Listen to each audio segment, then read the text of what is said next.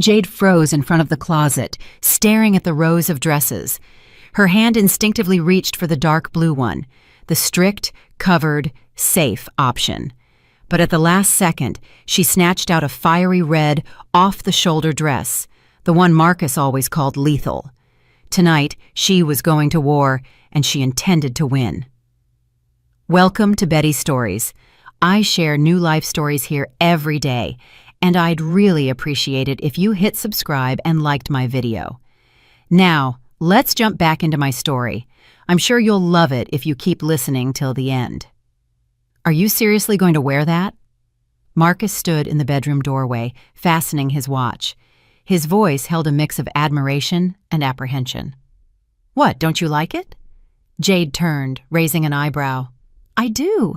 It's Tiffany's birthday. It's supposed to be a casual get-together with friends. Friends? Jade mocked, pulling the dress on. Marcus, we both know that thing with your childhood pal is way more than just friendship. She's latched onto you like a tick.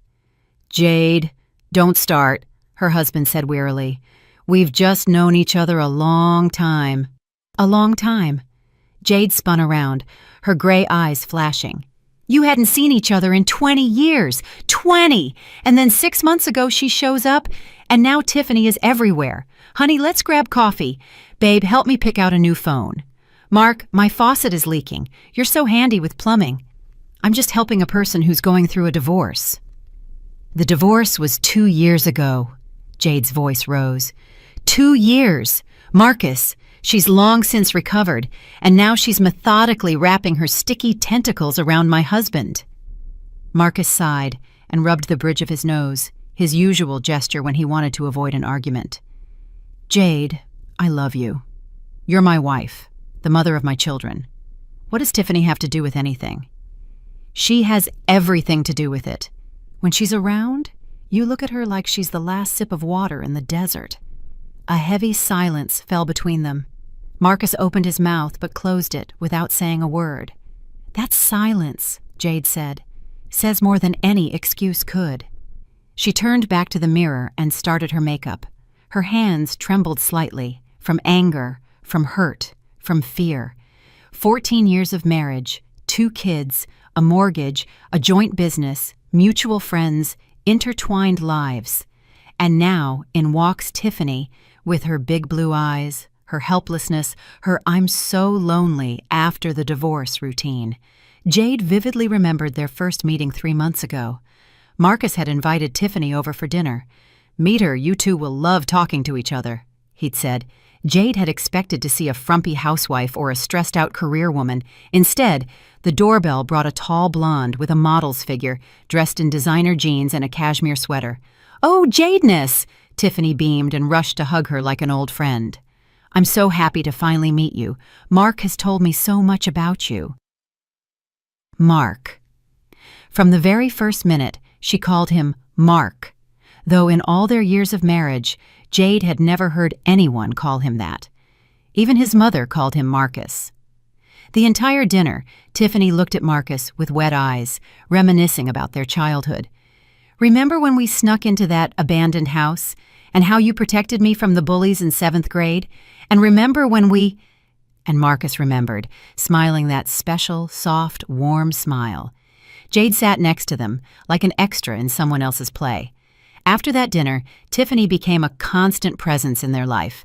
She popped up everywhere, running into Marcus at the local grocery store, turning up at the same cafe where he and Jade loved to get brunch on weekends, calling at the most inconvenient times.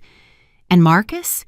Marcus either didn't notice or pretended not to notice. Mom, why are you so pretty? 7-year-old Skylar poked her sleepy head into the bedroom. Sweetheart, you should be asleep. Jade knelt beside her daughter. Grandma is here to stay with you. Are you going to Aunt Tiff's party? Jade winced. Aunt Tiff?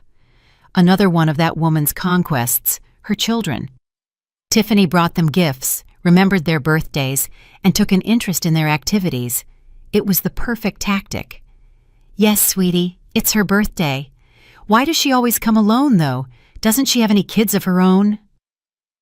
From the hallway, Marcus's voice called out, "Skylar, go to Grandma, or your ice cream will melt." The girl squealed happily and ran off. Jade slowly stood up, smoothing her dress. A beautiful woman with tired eyes stared back at her from the mirror. "Jade." Marcus came up behind her, putting his hands on her shoulders. "Let's not ruin the evening. Tiffany is just an old acquaintance, nothing more." "Do you even believe that yourself?" Jade asked, looking at his reflection. "I believe in us." He turned her to face him. "In you and me, in our family." Jade wanted to believe those words. She wanted to feel conviction in his touch. But something inside her was tightening into a knot. She saw how he looked at Tiffany. She saw that look, not lustful, not hungry, but nostalgic, dreamy, as if Tiffany were a door to the past, to when he was young, free, and full of hope.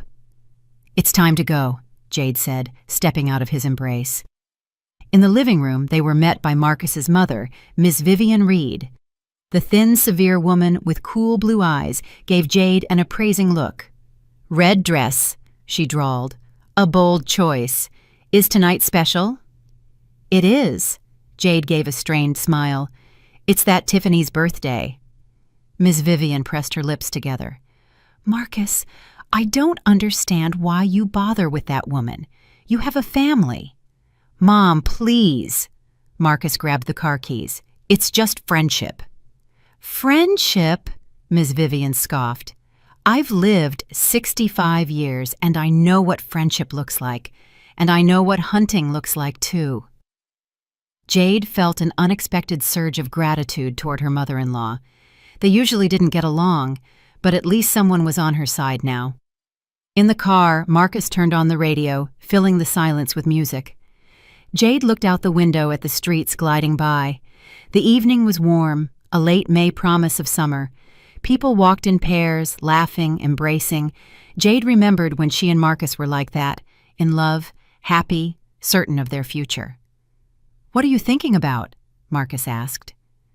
"When everything changed," Jade answered honestly.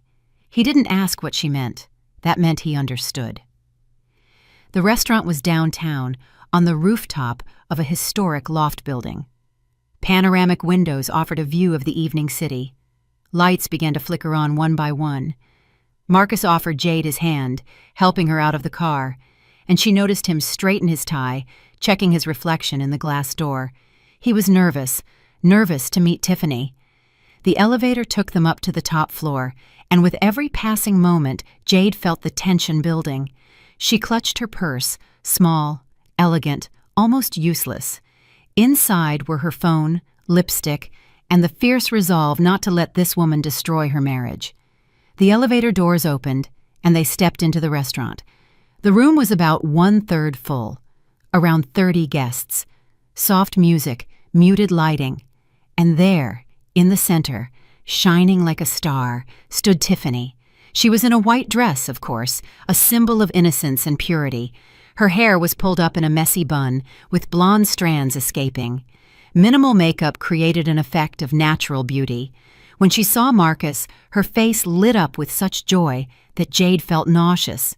"Mark!" Tiffany rushed toward them, and Jade noted them, but she only hugged Marcus. Long, too long. "I'm so glad you came." "Happy birthday, Tiffany." Marcus handed her a bouquet of peonies. "Oh my God, you remembered that they're my favorite flowers?" She pressed the bouquet to her chest, her blue eyes welling up. "Thank you, you've always been so thoughtful." Peonies are her favorite flowers, Jade noted mentally. She hadn't known that, but Marcus hadn't told her. He just bought them. "Jadeness." Tiffany finally deigned to look at her. "What a dress! You look loud." In that word, loud, was everything. Vulgar, inappropriate, trying too hard to get attention. Jade offered a strained smile. "Thank you. I decided not to blend in with the decor." They were led to the tables. Tiffany sat Marcus right next to her. Jade ended up one person over, next to one of the birthday girl's colleagues. Jade watched them all evening.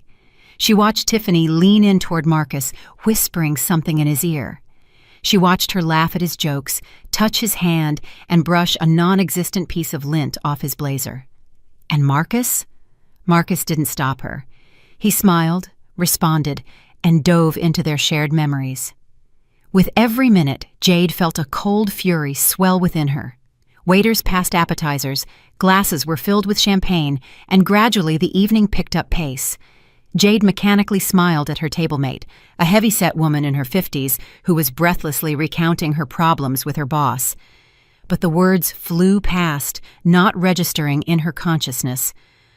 All of Jade's focus was glued to the two figures at the opposite end of the table. Her husband and the woman who was leaning so close to him now that her hair almost brushed his cheek. Tiffany laughed, a clear, genuine laugh, throwing her head back, exposing her long white neck, and Marcus looked at her with an expression Jade hadn't seen on his face in years.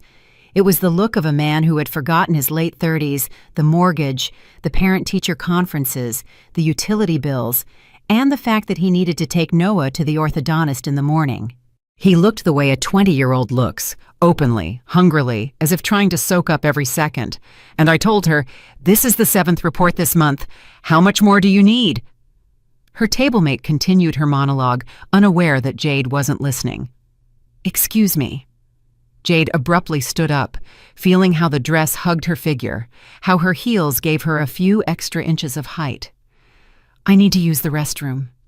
She walked slowly across the room, keeping her back straight, and noticed out of the corner of her eye that Marcus's gaze followed her. Good. Let him watch. Let him remember he has a wife who can still make men turn their heads. In the restroom, Jade leaned against the sink, looking at her reflection in the mirror.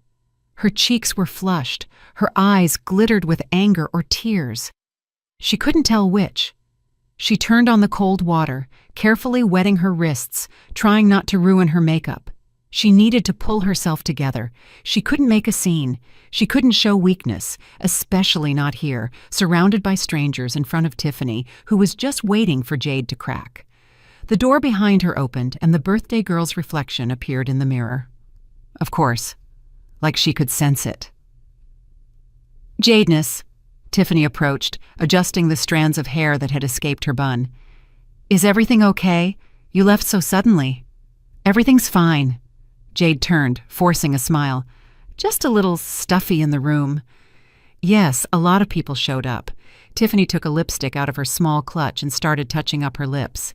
"I'm so happy Mark could come. He's been, well, you understand, such a rock for me right now." Jade felt something clench inside her. "A rock?" she asked, trying to keep her tone level. "Well, yes." Tiffany turned, and her blue eyes held feigned innocence. "After the divorce, I was so lost. I even thought, oh, it doesn't matter. But then I found Mark, and he's so thoughtful, so caring. He helped me move, helped with the repairs. He even went with me to pick out furniture. Can you imagine? We spent 3 hours at the showroom choosing a sofa."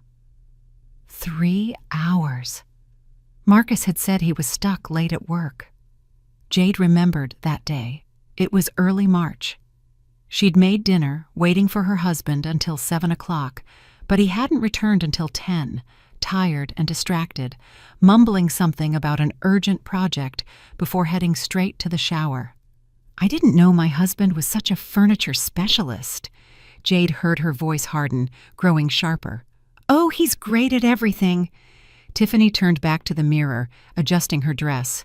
"And you know, I think he enjoys helping, feeling needed, important. That probably gets lost in a marriage over time, doesn't it? All those daily hassles, kids, work, bills, you stop noticing each other." Jade took a step forward, and Tiffany involuntarily backed up. "Listen to me carefully." Jade spoke softly, but every word was a blow. "I see exactly what you're doing.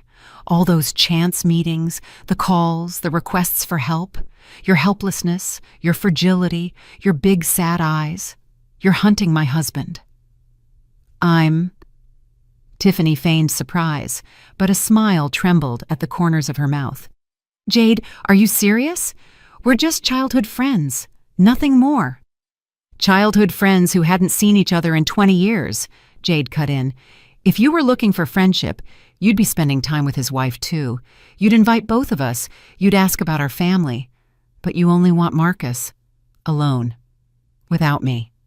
Tiffany paused, and when she spoke again, there was no trace of feigned softness in her voice. "Maybe it's not about me?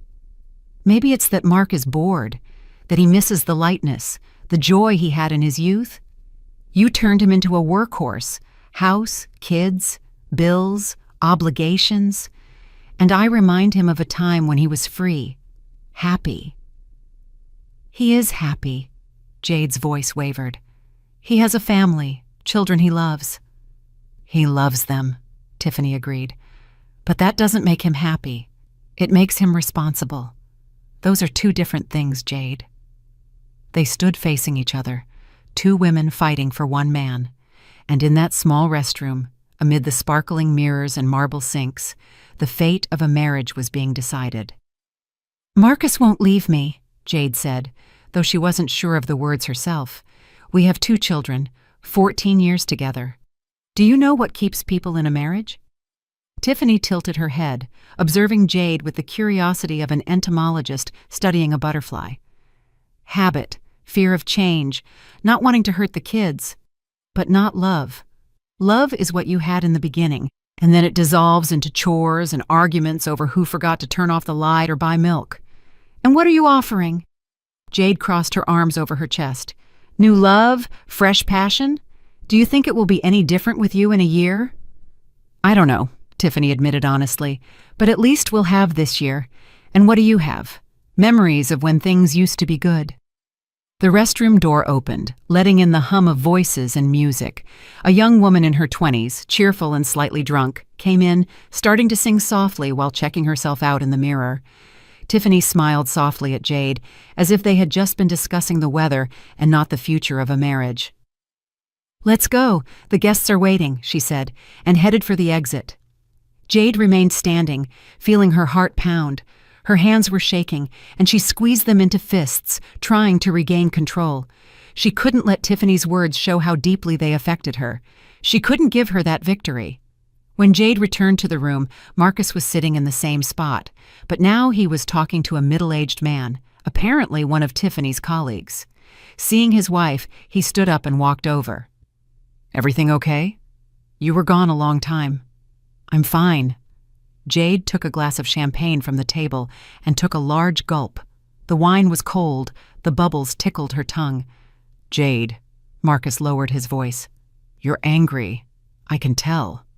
"Really?" She looked at him. "And what is it you see, Marcus?" "I see you've been tense all evening. I see you're uncomfortable here."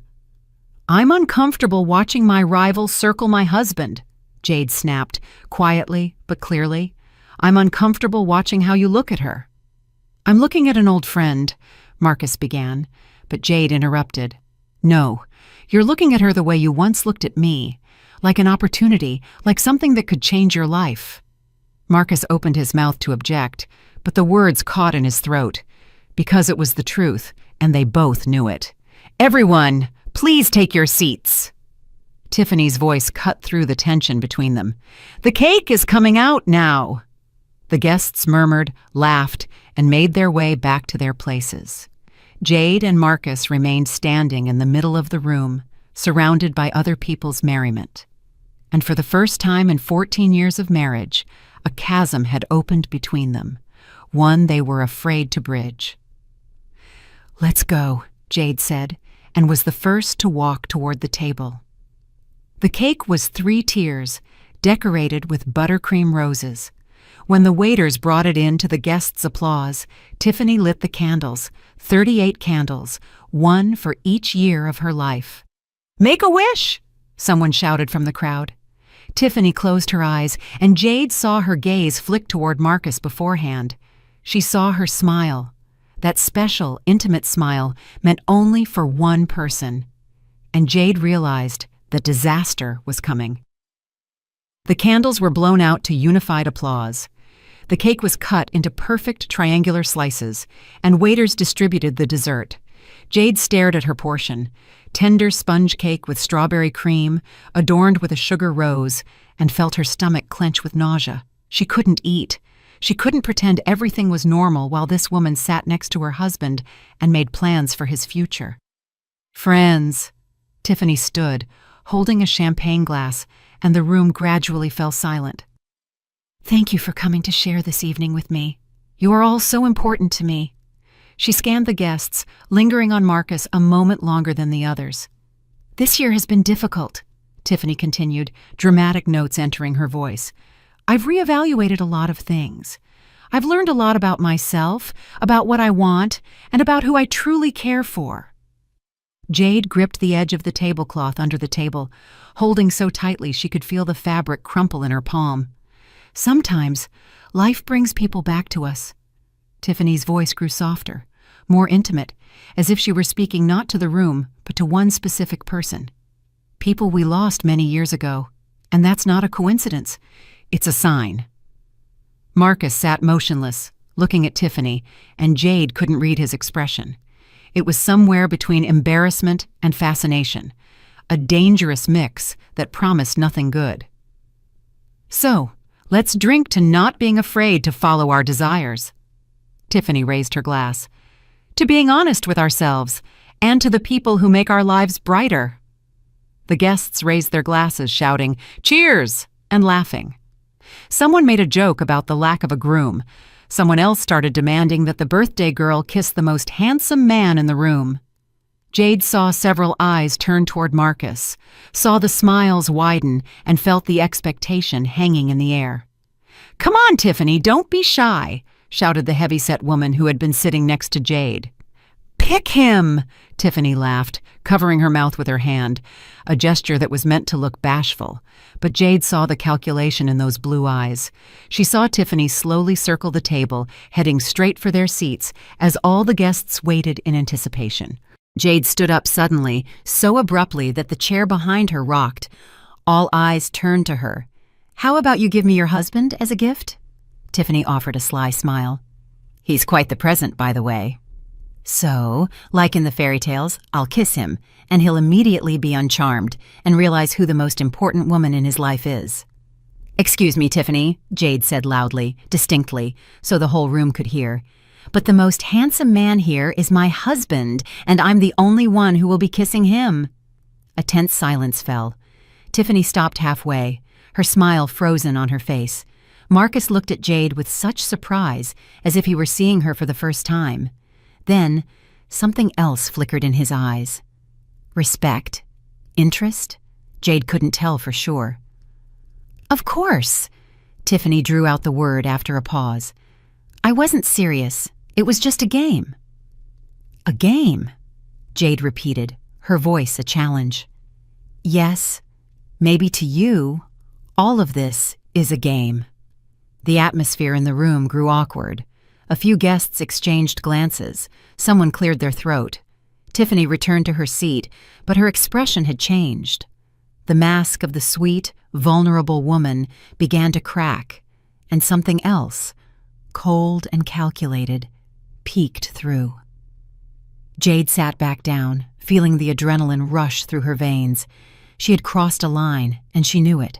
She had made a scene at someone else's party, showing everyone her irritation, her jealousy.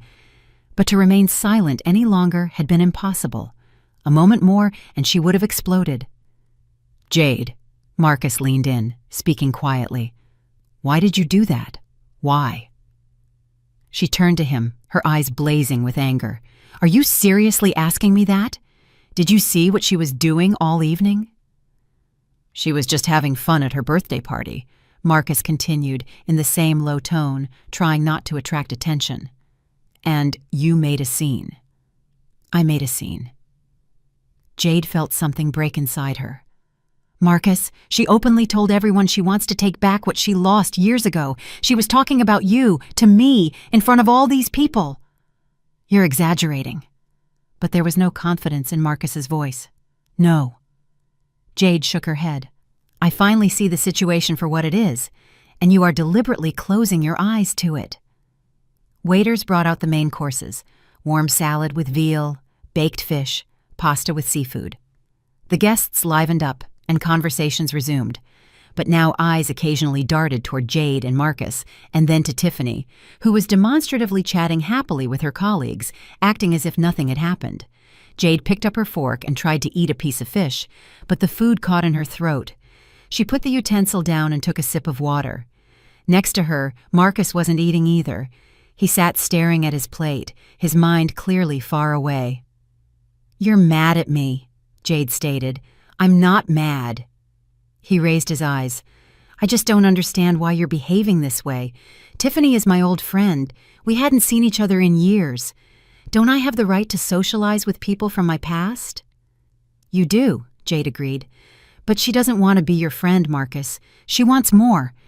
And if you don't see that, you're either blind or pretending to be." Marcus remained silent, and Jade saw something change in his face. Tension appeared in his jaw. His gaze hardened. "Maybe it's not about Tiffany," he said slowly. "Maybe it's about us.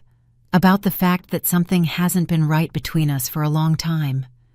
Those words struck harder than Jade expected, because they contained a measure of truth she didn't want to acknowledge. Yes, weariness had long settled between them. Yes, they had become functional. Parents, partners in domestic life, but not lovers.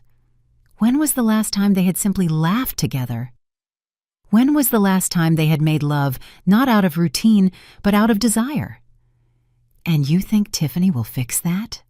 Jade asked quietly. "I didn't say I want to fix anything with her," Marcus retorted. "But with her, it's easy, you know. We talk, we laugh, and I don't feel the burden of responsibility. She doesn't criticize me for working late. She doesn't ask why I forgot to buy milk.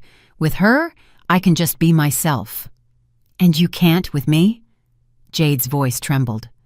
Marcus didn't answer, and that silence was more eloquent than any words. The evening dragged on like a slow healing wound, and every minute felt like an eternity. Jade sat at the table, smiling when necessary, nodding in response to her table-mates' remarks. But all her attention was fixed on her husband. Marcus was drinking more than usual. Already his third glass of wine, though he rarely allowed himself more than two. His cheeks were slightly flushed, his movements a bit more abrupt, and Jade understood that he was also at his limit. The music played louder. The guests relaxed, and a few couples got up to dance. Tiffany fluttered between the tables, accepting congratulations, laughing, and hugging friends, but her gaze constantly returned to Marcus, like a compass needle finding north. "Mark," Tiffany came up to their table, holding a bottle of wine. "You're barely drinking. Let me pour you another." She leaned over him, and the neckline of her white dress was directly at his eye level. Jade saw Marcus flinch, looking away, but the redness on his neck betrayed his embarrassment. "I'm driving," he mumbled. "Nonsense," Tiffany smiled, pouring the wine anyway. "One glass won't hurt, or stay the night. I have a big apartment. There's plenty of room." "Thank you, but we have children," Jade interjected coolly. "We need to go home." "Children?" Tiffany straightened up, a slight mocking tone in her voice. "Of course, children. You are parents, always parents first." She said it as if parents were synonymous with boring or unfree. Jade felt anger boiling inside her but held back. Not here, not now. She wouldn't give this woman the satisfaction of seeing her lose control. "Yes," Jade said firmly, "we are parents, and we are proud of it." Tiffany wanted to say something, but a group of guests approached, demanding a photo, and after throwing one last glance at Marcus, she moved toward the makeshift photo booth by the window. "Jade," Marcus turned to his wife, "listen, maybe we really should talk, not here, at home, about us." "About the fact that you're falling in love with another woman?" Jade asked point blank. Marcus froze, his glass halfway to his lips. "I'm not falling in love," he said, but the words sounded uncertain. "It's just, Tiffany reminds me of a time when everything was simpler, when we had a whole life full of possibilities ahead of us." "And now what?" Jade leaned closer, her voice growing harsher. "Now there are only obligations, A boring marriage? Kids who prevent you from being free? You're twisting my words. No. Jade shook her head. I'm hearing what you're actually saying. You're tired of our life, of me, and you're looking for a way out. Marcus put the glass down and ran a hand over his face. Such exhaustion was visible in the gesture that Jade was suddenly genuinely afraid. She was afraid not of anger or a scandal, but of this quiet despair, which meant that he had already made up his mind. I'm not looking for a way out, Marcus finally said. I just feel like I'm suffocating. Work. Home. Work, home. The same thing day after day, and the only bright moments are when I see Tiffany, when we talk about books, about music, about what we liked when we were young. I remember who I used to be, who I wanted to be. And who did you want to be? Jade asked, feeling everything inside her turn cold. Not a husband? Not a father? That's not what I mean. Marcus rubbed his temples. God, Jade, why do you turn everything into a drama? Because it is a drama. Jade's voice broke. A few heads turned in their direction. She lowered her voice, leaning toward her husband. You're sitting here, drinking wine, looking at another woman the way you haven't looked at me in ages, and you tell me you're suffocating in our marriage. What is that if not a drama? Marcus remained silent, looking at the table. Jade saw his jaw tighten, his fingers clench around the stem of the glass. She knew this sign. He was angry, but restraining himself. He always did that when he didn't want to argue in public. I think I need some air, he said, standing up. Of course. Jade leaned back in her chair. Run. That's what you do best. Marcus froze, looked at her with a long glance that held pain, and headed for the exit. Jade watched him go, feeling her heart pound somewhere in her throat. And then she saw Tiffany, having finished her photo shoot, also move toward the exit, unnoticeable to the other guests. No, not this. Jade stood up, but at that moment, the heavy-set table-mate stopped her. Honey, is everything all right? Did you and your husband have a fight? Everything is wonderful. Jade gave a strained smile. Just a little tired. She walked around the woman and headed for the exit. Her heart was beating wildly, her palms were sweating. What were they doing out there? What were they talking about? Jade knew that eavesdropping was low, undignified, but she couldn't stop. She needed to know the truth, no matter how bitter. The exit from the room led to a small corridor with panoramic windows. Beyond the glass lay the night city, a scatter of lights, silhouettes of buildings, the distant glow of neon signs. Marcus and Tiffany were standing by the window. She was saying something, head bowed, and he was listening, looking off into the distance. Then, Tiffany stepped closer, placed a hand on his shoulder, and Jade saw Marcus freeze, not pulling away. Everything inside her plummeted. Jade stood a few feet away, hidden in the dim light of the corridor, and watched her marriage crumble, watched this woman touch her husband, and watched him allow it. They stood too close to each other, in that intimate proximity allowed only between lovers, or those about to become one. Mark, Tiffany's voice was soft, enveloping. I see how much pain you're in. You know, you don't have to tolerate what makes you unhappy. Jade doesn't make me unhappy, Marcus objected, but there was no conviction in his voice. Maybe not her, Tiffany agreed, but your marriage does. The routine, the obligations. You see it yourself. There hasn't been a spark between you two for a long time. Jade clenched her fists. She wanted to walk out, to scream, to tear the scene apart, but her feet felt rooted to the floor. Jade spun around and quickly returned to the room. She wouldn't stand in the shadows and watch her life unravel. She wouldn't give Tiffany that power. She walked past the dancing guests, grabbed her purse from the table, and headed for the coat check. Her hands trembled as she put on her light jacket, but she forced herself to move slowly, with dignity. Jadeness, are you leaving already? Tiffany appeared like a jack-in-the-box. Her painted lips twisted into a look of feigned sympathy. So early? No, late, Jade corrected, buttoning her coat. It's already late enough for many things. Marcus appeared behind her, slightly disheveled, with reddened eyes. "Jade, where are you going? I told you I'm driving." "Then stay." Jade turned to him, and her gaze held so much coldness that he flinched.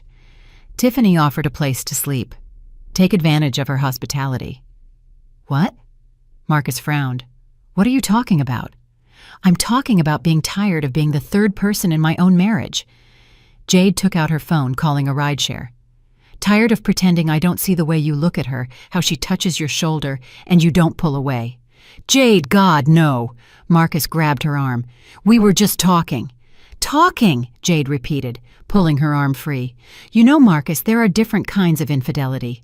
Not just physical, there's emotional infidelity. When you share with another woman what you should be sharing with your wife, when you seek understanding, warmth, and support from her, you've already cheated on me. You just haven't decided to sleep with her yet." Tiffany stood off to the side, watching the scene with poorly concealed satisfaction. A slight smile played on her lips. She was winning, and she knew it. "Jadeness, no need for drama," she intervened softly. "We're all adults. Sometimes feelings just happen." "Feelings don't just happen." Jade turned to her, fire blazing in her eyes. "They are grown. You methodically, step by step, destroyed my marriage. The calls, the meetings, the helplessness you hid behind. And he fell for it because men love to feel like heroes." "And what did you offer him?" Tiffany tilted her head, and her tone hardened. "Criticism about forgotten milk? Complaints about being late? You turned him into a function, a provider, a father, a husband, but you forgot that he's also just a man who needs attention." Jade felt something flip inside her, because there was a truth in Tiffany's words, bitter and unpleasant. When was the last time she'd asked about something other than the mortgage and parent-teacher conferences? When was the last time she'd asked not about work, but about his dreams? "Jade, let's go home." Marcus took her by the elbow. "We'll talk calmly." "No," she pulled away. "I'm going alone. You need to decide, Marcus. Who are you with? Your family or this memory of your youth?" Her phone vibrated in her hand. The rideshare was 2 minutes away. Jade walked out of the restaurant without looking back. The late May air was warm, smelling of blooming dogwood and distant rain. The city lived its nightlife. Somewhere, drunk parties laughed, cars drove past, traffic lights blinked. And Jade stood on the sidewalk, feeling something inside her collapse. A white car with a worn interior and a middle-aged driver who sleepily nodded a greeting pulled up quickly. Jade gave the address and leaned back in the seat, closing her eyes. Behind her eyelids, she saw the image. Tiffany and Marcus by the window, too close to each other. "Rough night?" the driver asked, looking in the rearview mirror. "You could say that." Jade opened her eyes, watching the lights flicker past the window. "A woman in a red dress, alone at night. That's either a really good ending to the evening or a really bad one," the driver noted philosophically. "The second one." Jade tried to smile, but it came out crooked. They drove through downtown, past illuminated storefronts, past bars where music was spilling out, past 24-hour cafes where night owls sat with their nighttime problems. Jade looked at this city, where she had lived 14 years of her married life, and it felt as though she was seeing it for the first time, or maybe saying goodbye to it. She couldn't tell which. Her phone buzzed. Marcus. Jade looked at the glowing name and declined the call. A minute later, a text. "Jade, please, let's talk. I'm coming to get you." "Don't bother," she texted back. "I need time to think." The house greeted her with darkness. Only the nightlight in the hall glowed faintly. Jade took off her shoes, which had rubbed her feet raw during this endless evening, and walked barefoot to the kitchen. In the living room, Miss Vivian was asleep on the sofa, covered with a throw blanket. An unfinished cup of tea sat on the coffee table. Jade didn't wake her. Explaining anything now was beyond her strength. In the kitchen, she poured herself filtered water and sat down at the table. The best years of her life had been spent in this apartment. Her 3-year-old son, Noah, had sat in this chair smearing chocolate on his face. Tiny Skylar had stood by this window demanding to be shown the moon. Around this very table, she and Marcus had planned renovations, argued about the color of the paint, and laughed at stupid jokes. When did it all change? Jade tried to recall the exact moment, but it slipped away. The changes had happened slowly, like rust eating away at metal from the inside. First he started working late, then he talked less at dinner, then he stopped asking about her day, her thoughts, her feelings. They had turned into roommates, companions in raising children, but they had stopped being lovers, friends, partners. And then Tiffany appeared, with her big eyes, her helplessness, her memories of their shared past.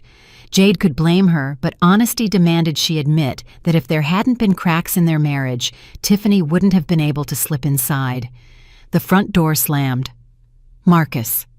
Jade heard him speaking to his mother in a low voice, heard Miss Vivian ask something in surprise, and heard his short, irritated reply. Then footsteps headed toward the kitchen. Marcus stood in the doorway, ruffled, tired, the collar of his shirt unbuttoned. They looked at each other across the kitchen, and in that gaze was everything. The years spent together, the two children, the shared life, and the suddenly discovered chasm between them. Mom asked what happened, Marcus said. I told her we argued. We didn't argue. Jade slowly set the glass on the table. People argue over small things. We are standing on the edge. The edge of what? Divorce, Jade simply said. And the word hung between them, heavy and final. Marcus turned pale, grabbing the doorframe. Divorce? He repeated, as if he hadn't understood. Jade, are you serious? What do you think all this will end in? She stood up, pacing the kitchen, feeling the accumulated tension, demanding release. You're in love with another woman. Maybe you don't admit it to yourself yet, but I see it. I'm not blind, Marcus. I'm not in love. He stepped into the kitchen, closing the door behind him so as not to wake his mother. God, Jade, there is nothing between Tiffany and me. Not yet, Jade clarified. But you want there to be. I saw the way you looked at her, how you came alive next to her, as if you were young and free again. Marcus sank into a chair, running his hands over his face. Maybe you're right, he said quietly. Maybe I am looking for something. I don't know what exactly. The feeling that life isn't over, that there's still something ahead besides work and bills. This honesty was worse than any lie. Jade felt something break inside her. Then go to her, she said, surprised at how calm her voice sounded. If you're so miserable with me, if I'm just an obligation, go. Free yourself. Jade, no. The truth, she approached him, sitting down across the table. I won't hold you against your will. I won't manipulate you with the children, with tears, with our shared past. If you want to leave, go. Marcus looked at her, and there was such confusion in his eyes that Jade almost pitied him. Almost. I don't want to leave, he finally said. I'm just tired of everything. And with Tiffany, I can breathe easier because she's your vacation from reality. Jade leaned back in her chair. With her, you're not a dad, not a husband, not the one who has to remember to pay the cable bill. You're just Mark, the fun kid who once snuck into abandoned houses. But that's an illusion, Marcus. If you were together, reality would return. Bills, chores, problems, and it would turn out the magic wasn't in her, but in the absence of responsibility. Silence hung heavy. From the living room came the sound of Miss Vivian snoring. From the children's room, Skylar's quiet breathing. The ordinary sounds of their home, their life. I don't know what to do, Marcus admitted. Then I'll tell you. Jade stood up, walking to the window. Beyond the glass, the pre-dawn sky was darkening. Tomorrow morning you pack a small bag and leave for a few days, to your mother's, to a friend's, wherever you want. You think about what you really want, and I'll think about whether I'm ready to live with a man who looks at me like an anchor. Jade, the kids. We'll tell the kids Dad's on a business trip, she cut in. We won't traumatize them before we need to. But if you decide you want Tiffany, we'll have to tell them the truth. Marcus stood up, wanting to approach and hug her, but Jade stepped away. "Don't," she said. "Right now, your touch only makes the pain worse." He left the kitchen, and a minute later, Jade heard the bedroom door close. She remained standing by the window, looking at the dark city, and thought about how life knows how to spring surprises. Yesterday morning, she was sure of her marriage. Tonight, she stood on the brink of divorce. Morning came too quickly. Jade hadn't slept. She lay on the sofa in the living room, covered with the same throw blanket Ms. Vivian had used, and listened as the house woke up. Ms. Vivian was the first one up, heading to the kitchen to put on the kettle. Jade closed her eyes, pretending to be asleep. Explaining anything now was unbearable. Then the children woke. Noah came out sleepy, in pajama bottoms and an old t-shirt, scratching his stomach. Skylar ran out right behind him, already wide awake, with disheveled pigtails. "Mom!" She saw Jade on the sofa. "Why are you here?" "We got back late. I didn't want to wake Dad." Jade sat up, adjusting her hair. "Good morning, sunshine." Skylar climbed onto her lap, smelling of sleep and kids' shampoo. Noah silently plopped into the armchair, burying his face in his phone. 11-year-old boys don't hug their moms in the morning anymore. Jade knew that, but she still felt a little pang of loss every time. "How was the party?" Ms. Vivian asked, appearing from the kitchen with a cup of coffee. "It was fine," Jade lied. "It was fun."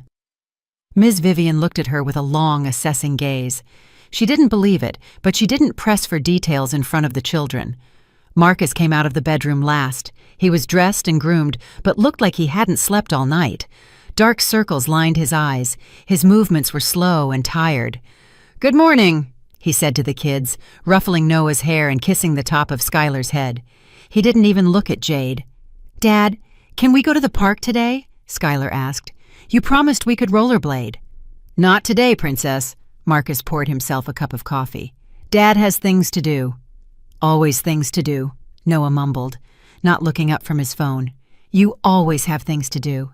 Jade caught Ms. Vivian's eye and knew. The woman sensed everything. Ms. Vivian was perceptive. Over the years, she had learned to read people like an open book.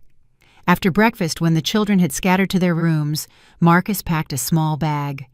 Jade stood in the hallway, her arms crossed over her chest, silently watching.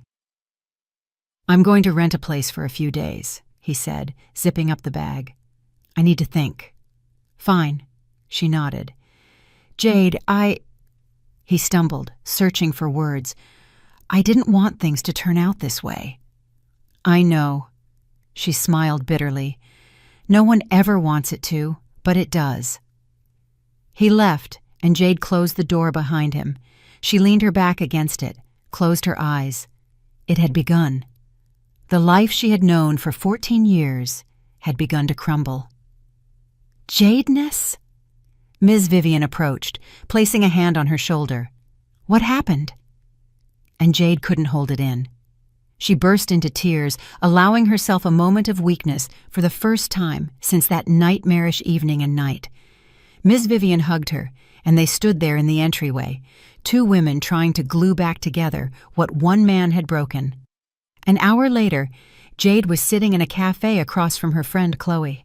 They needed to talk, and that was impossible at home, under the scrutiny of Ms. Vivian and the children's questions. Chloe listened, sipping her cappuccino, her face growing grimmer. "That snake," she summarized when Jade finished. "A classic homewrecker. I've seen her type before." "It's not just her." Jade stirred sugar into her tea, though she usually drank it plain. "It's Marcus and me. We lost each other somewhere between parent-teacher conferences and grocery runs." "Then find each other again." Chloe leaned across the table. 14 years of marriage isn't nothing. That's a huge chunk of life. Are you just going to throw it all away?" "I'm not throwing it away," Jade countered. "He's the one doubting, not me." Chloe leaned back in her chair, looking at her friend with a searching gaze. They had been friends since college, having shared first loves, disappointments, Jade's wedding, and Chloe's own, which ended in divorce 3 years ago. If anyone could understand what was happening, it was Chloe. "Listen," she said, pouring herself water from the carafe. Maybe you need to shake things up too. For the past few years, you've only been a mom and a wife. Where is Jade? The girl who danced all night, read poetry on the dorm roof, dreamed of opening her own design studio? Jade winced. She grew up, became an adult, took on responsibility. Or she just died somewhere along the way, Chloe said sharply. Jade, when was the last time you did something for yourself? Not for the kids, not for your husband, not for the family, just for you? Jade opened her mouth to answer, but realized she couldn't. She had indeed been living by a schedule. Take the kids to school, pick them up from activities, make dinner, check homework, do laundry, iron, go to the grocery store. In between, she worked remotely as a designer for a small agency, taking on logos and brochures. Not the studio she dreamed of, but something. I don't remember, she admitted quietly. See? Chloe nodded triumphantly. And then you wonder why your husband looks at another woman. Jade, you became invisible to him, and to yourself. You became a function. The words hit their mark, and every hit was painful. Jade wanted to object, to defend herself, but she couldn't, because Chloe was right. Somewhere between the first maternity leave and the second, between kids' parties and endless cooking, she had lost herself. She had stopped wearing bright lipstick, stopped wearing heels just because, and stopped laughing at silly things. What should I do now? Jade asked, feeling tears well up. Run to the gym, get a new hairstyle, and wait for him to come back? No, Chloe shook her head. Do it for yourself.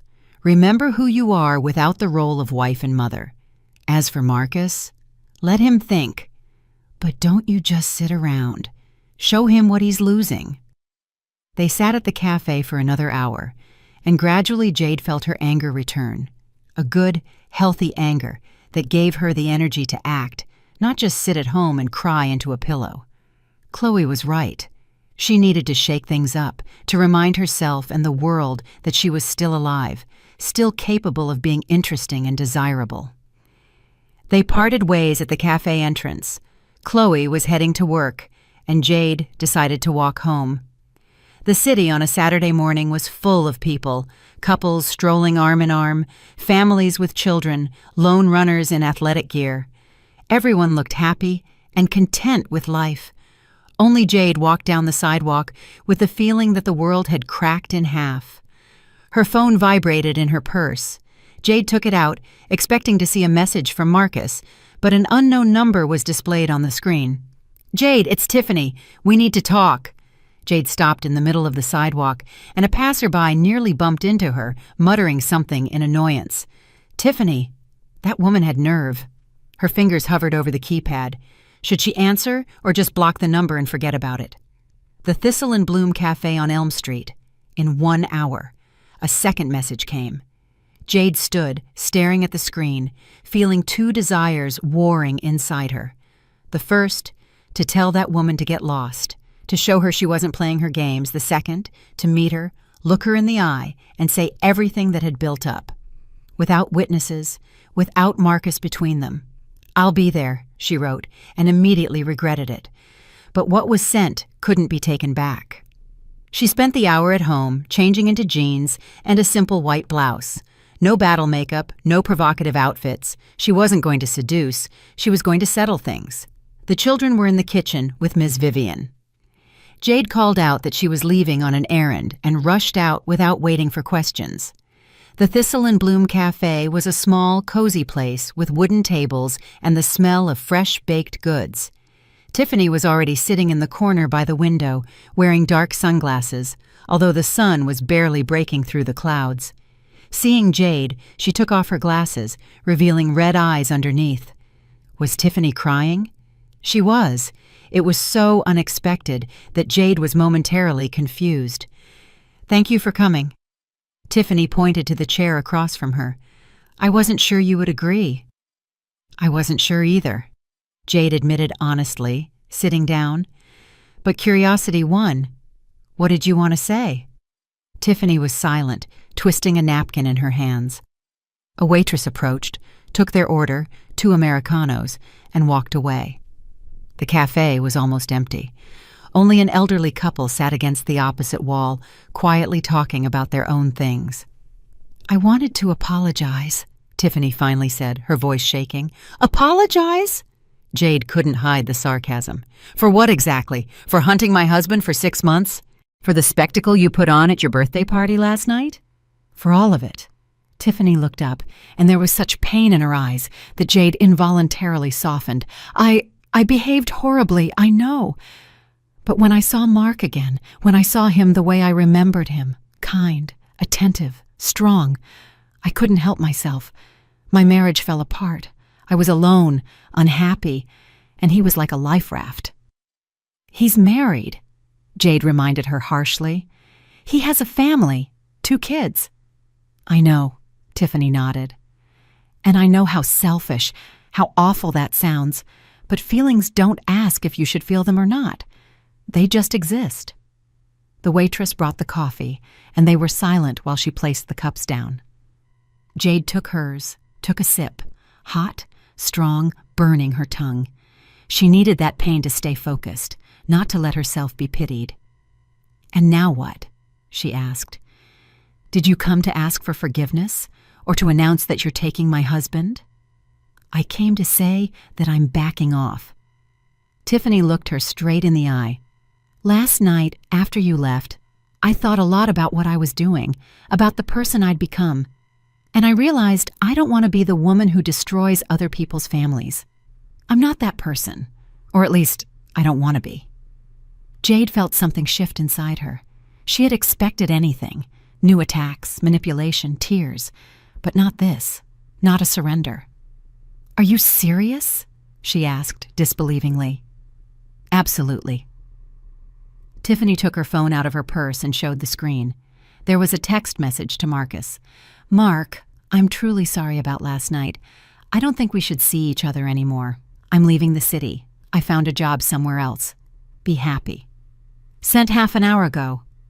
Jade stared at the screen, rereading the words, and couldn't believe it. It was that simple. Tiffany was backing down. The problem was solved. The marriage was saved. "Why?" she asked. "Why are you changing your mind?" "Because last night I saw the way Mark looked at you when you walked out." Tiffany put her phone away. "And I realized he loves you. Maybe not as passionately as before. Maybe he's tired, confused, looking for something new, but he loves you. And I was just nostalgia for him, an escape from reality. If we were together, sooner or later, he would still compare me to you, in his thoughts, in his regrets. And I don't want to be the perpetual runner-up." The words sounded sincere, and Jade suddenly realized that Tiffany truly was hurting. She wasn't putting on a show, not manipulating, just speaking the bitter, honest truth. "I don't know what to say," Jade admitted. "You don't need to say anything." Tiffany stood up, leaving money on the table. "I just wanted you to know. Marcus is free. Fight for him if you want, or let him go. But it's between you two now. I'm out." She walked out of the cafe, leaving Jade sitting with her cooling coffee and a whirlwind of thoughts in her head. Jade sat in the nearly empty cafe, looking out the window at the passers-by, trying to process what had just happened. Tiffany had backed down, just like that, without a fight, without drama, without trying to hold on to Marcus. This should have made her happy. It should have brought relief. Instead, a strange feeling of emptiness mixed with confusion grew inside her, because now there was no one to blame. Tiffany had left the stage, but the problems in the marriage remained. And if Marcus came back, and Jade felt he would, then what? They would just continue living as before, pretending nothing happened, until a new Tiffany appeared in a few years, or until he left for good. Jade took out her phone and texted Marcus, "I need to see you, tonight, at the park by the lake where we first met. 7 o'clock. A reply came almost instantly. "I'll be there." She returned home for lunch. Ms. Vivian was making soup. The children were in the living room, watching a cartoon on TV. A typical Saturday scene, serene and calm. Only inside Jade, everything was churning. "Noah, Skylar, time to eat," Ms. Vivian called, ladling soup into bowls. The children reluctantly pulled themselves away from the screen and took their seats at the table. Skylar immediately started telling a story about the cartoon, about princesses and magical castles. Noah was silent, staring into his bowl, that 11-year-old sullen silence that parents usually blamed on puberty. "Mom, when is Dad coming back?" he suddenly asked, without looking up. Jade froze with her spoon halfway to her mouth. "Soon, sweetie. He has work." "You're lying." Noah looked up, and there was such grown-up sadness in his eyes that Jade felt a pang of guilt. "You argued. I heard you crying last night."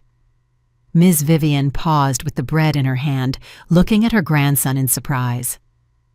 Skylar stopped talking, switching her gaze from her brother to her mother. "Noah," Jade began cautiously, "grown-ups argue sometimes. It's normal." "It's not normal when Dad leaves." The boy pushed his bowl away. "Leo's parents argued like that, and then they got divorced. Are you two getting divorced too?" "No!" Skylar jumped up from her chair, her eyes filling with tears. "Mom, tell him no!" Jade stood up and hugged her daughter, feeling the small body tremble with sobs. Across the table, Noah watched, not crying, but with the same fear in his eyes, and next to them sat Ms. Vivian, her face stern and impenetrable. "I don't know," Jade said honestly, stroking Skylar's hair. "I honestly don't know what will happen, but I know for sure that your father and I love you very much, and whatever happens, that will never change." "But you love each other, right?" Skylar sobbed. That was the question Jade couldn't answer with certainty. Did she love Marcus? Yes, probably. By habit, by history, by their shared past. But that passionate, all-consuming love they had in the beginning? No, that love had died somewhere between the first pregnancy and the mortgage. "Of course we do, honey," she lied. "We're just a little tired. That happens to adults." Noah scoffed skeptically, but didn't argue. Lunch ended in a tense silence, broken only by Skylar's chewing and the clinking of spoons.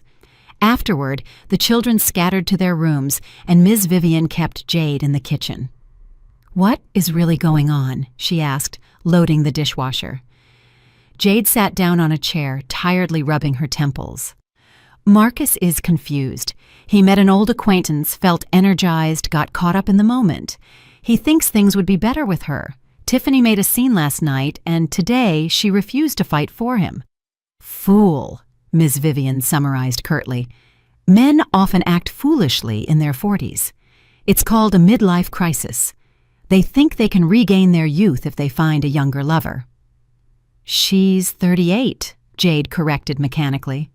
"Still a fool," Ms. Vivian repeated. "But you're no better." Jade looked up in surprise. "Me? You allowed yourself to turn into a gray mouse," Ms. Vivian said harshly, but without malice. "You stopped taking care of yourself, stopped being interesting. It's all been the children and the house. A man needs a woman, not a maid who doubles as the mother of his kids." The words were hurtful, but fair. Jade wanted to object, to defend herself, but she couldn't. "What should I do?" she asked quietly. "Remember who you are." Ms. Vivian closed the dishwasher and straightened up. "And if you decide to fight for your husband, fight for real. If you decide to let him go with your head held high. But don't sit in the posture of a victim. It's repulsive."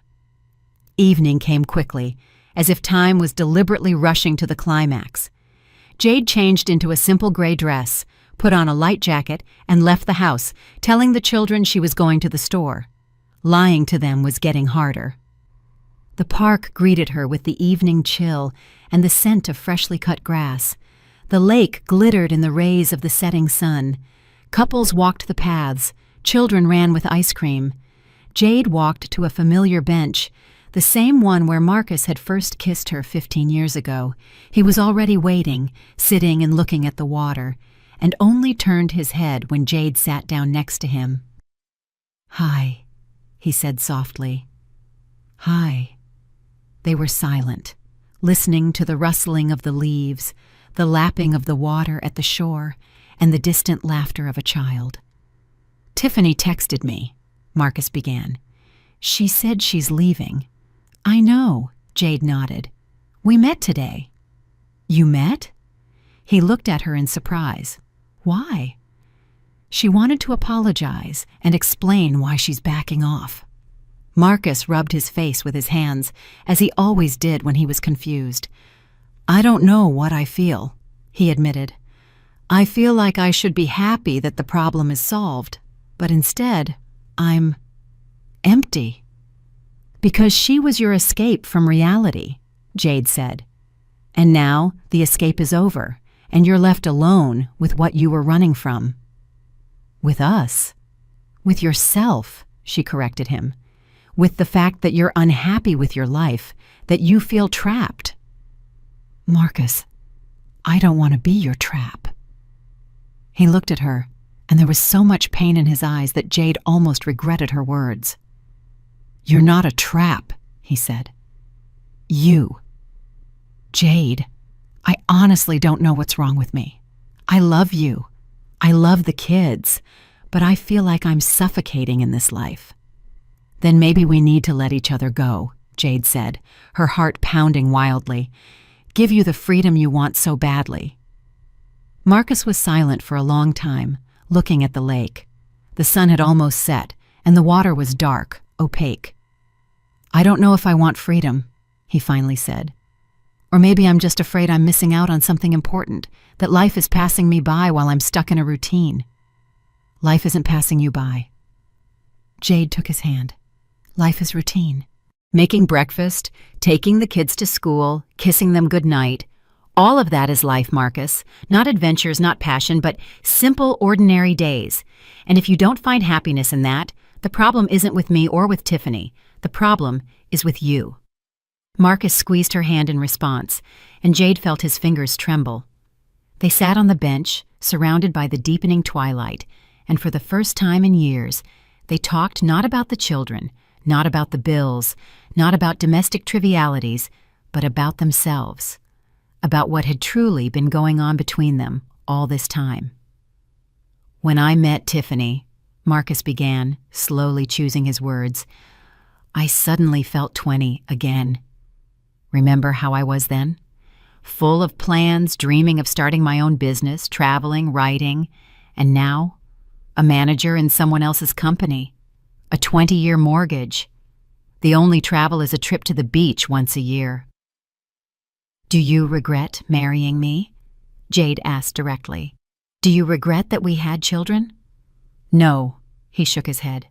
God, no. I just lost myself somewhere along the way. I stopped being Marcus and became only dad, husband, provider. Sometimes I look in the mirror and don't recognize the person staring back. Jade understood. She understood that feeling better than he could have guessed, because she had gone through the exact same thing. When Noah was born, and then Skylar, she had dissolved into motherhood like sugar in hot tea. She stopped being Jade and became just mom, and only now, on the brink of her marriage collapsing, was she beginning to remember who she used to be. Do you know what the scary thing is? She said, looking at the dark surface of the lake. I lost myself too. I also don't know who I am without the role of wife and mother, and I'm also afraid that life is passing me by. But the difference between us is that I didn't look for salvation in someone else's arms. That's not fair. Marcus turned to her. I didn't sleep with Tiffany. I didn't even kiss her. But you wanted to. Jade looked him in the eye. You wanted to, Marcus. And in some ways that's worse, because physical cheating is a moment of weakness, but emotional cheating is a conscious choice. You chose to share with her what you should have been sharing with me. Marcus let go of her hand, stood up, and walked along the shore. The streetlights along the path flickered on one by one, enveloping the park in a soft yellow glow. Somewhere in the distance, a street musician played a sad melody on his guitar, one that suited the moment perfectly. What should we do? He asked, stopping and looking at Jade. I don't want to lose my family. I don't want the kids to grow up without a father. But I also don't want to pretend everything is fine when it's not. Then let's stop pretending. Jade stood up and walked over to him. Let's admit that our marriage is sick, that we're both unhappy, each in our own way, and try to start over." "How?" Hope, fragile and uncertain, sounded in his voice. "Honestly." Jade took his hands, looking into his eyes. "You tell me your fears, your dreams, what you're missing, and I'll tell you mine. And we'll try to find a way to be not just parents, but people. Separate people with our own interests and desires, and then maybe we'll find each other again. And if we don't, then we'll separate," Jade simply said. "But at least we'll do it honestly, not through cheating and lies, but like adults, for ourselves and for the children." Marcus was silent, processing her words. Jade saw his brain working, weighing, analyzing. He had always been so careful, so cautious, so afraid of making the wrong move. "Okay," he finally said, "let's try, but I don't promise it will work." "I don't promise either," Jade agreed, "but we have to try, at least for Noah and Skylar." They hugged awkwardly, stiffly, like strangers, not people who had lived together for 14 years, but in that embrace was a new honesty, one that freed them from the need to pretend. They returned home together. Marcus grabbed his bag from the car and walked into the apartment. The children rushed to greet him with shouts of joy. Skylar hung on his neck. Noah gave a reserved nod, but relief was evident in his eyes.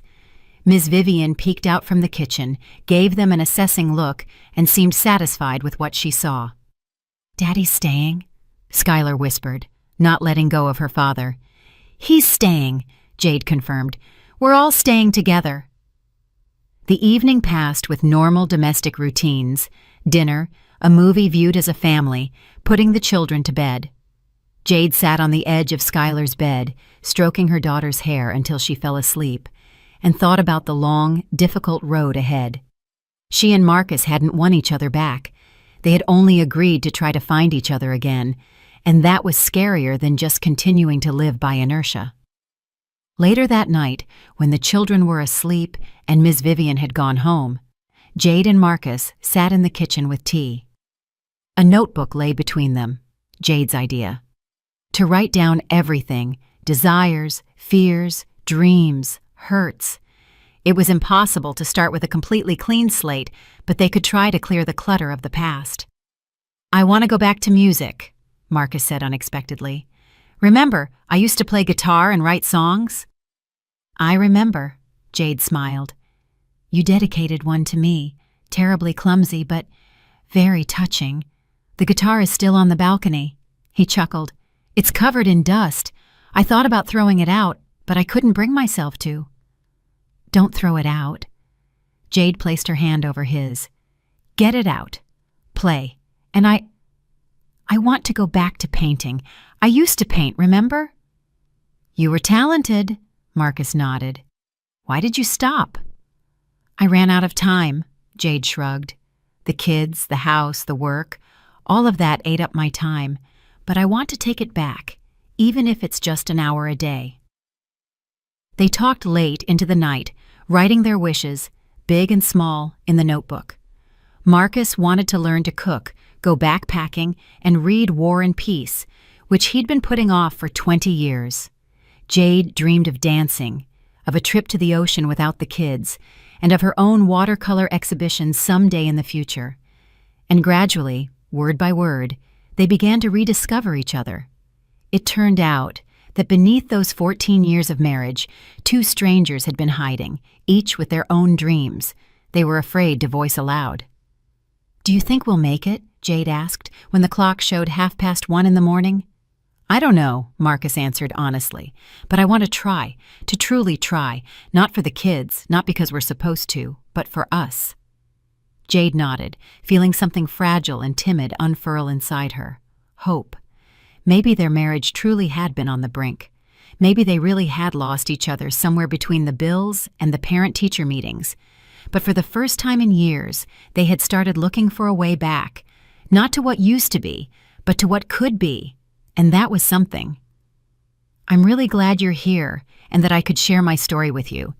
If you liked it, Show me by liking the video and subscribing to my channel. Let's see how many of us there are. Write in the comments which city you're watching from and what time it is.